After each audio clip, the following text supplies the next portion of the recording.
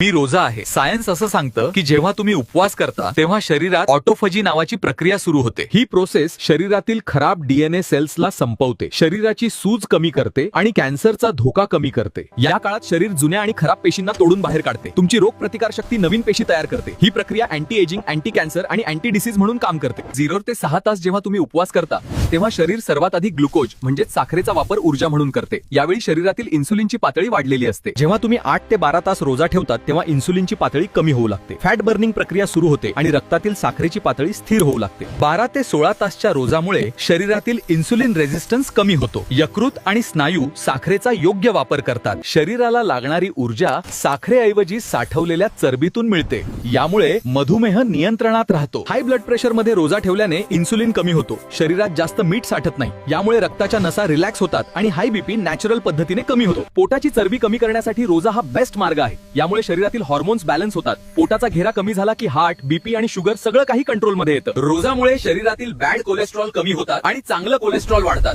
यामुळे heart attack आणि स्ट्रोकचा धोका कमी होतो. स्ट्रेस आणि डिप्रेशन मध्ये रोजा केल्याने शरीरातील कॉर्टिसॉल, स्ट्रेस हार्मोन कमी होतात, मेंदूला शांतता मिळते आणि मूड चांगला राहतो.